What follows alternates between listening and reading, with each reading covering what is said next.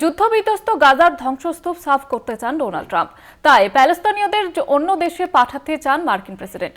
কথা বললেন জর্ডান, মিশরের মতো দেশের সঙ্গে। পশ্চিম এশিয়ার শান্তি ফেরাতে এমনই পরিকল্পনা জানিয়েছেন ট্রাম্প। প্রায় 54,000 মৃত্যুর পর যুদ্ধের ইতি হয়েছে গাজায়। এই যুদ্ধবিরতির মধ্যস্থতায় অন্যতম ছিল আমেরিকা।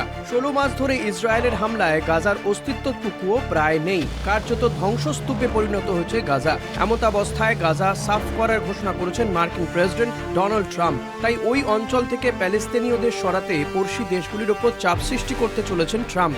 ইতিমধ্যে পড়শি জর্ডানের রাজার সঙ্গে কথাও বলেছেন তিনি। ট্রাম্পের কথায়, একটা ধ্বংসস্তূপে পরিণত হয়েছে গাজা। প্রায় সবকিছুই ধ্বংস হয়ে গিয়েছে, মানুষ মারা যাচ্ছে। সেই কারণে আরব দেশগুলির সঙ্গে আমি কথা বলা শুরু করেছি। আরো বেশি করে বাসস্থান তৈরি করে প্যালেস্তিনীয়দের আশ্রয় দিতে হবে। হয়তো এই পরিবর্তনের ফলে সেখানে ওরা শান্তিতে থাকতে পারবে। তবে প্যালেস্তিনীয়রা গাজা ছেড়ে একেবারে অন্য দেশে যাবেন কিনা সে বিষয়ে স্পষ্ট করে কিছু বলেননি ট্রাম্প। তিনি জানিয়েছেন, প্যালেস্তিনীয়দের এই আশ্রয় সাময়িক হতে পারে, আবার দীর্ঘস্থায়ীও হতে পারে। হামাস ইসরায়েলে যুদ্ধবিরতির কোনো নিশ্চয়তা নেই। এহেন পরিস্থিতিতে একদিকে শান্তি ফেরানোর আহ্বান, অন্যদিকে ইসরায়েলকে 2000 পাউন্ড বোমা পাঠাচ্ছেন ট্রাম্প। ফলে পশ্চিম এশিয়ার ভবিষ্যৎ কি তা স্পষ্ট নয় সংশ্লিষ্ট মহলের কাছে। কলকাতা টিভি।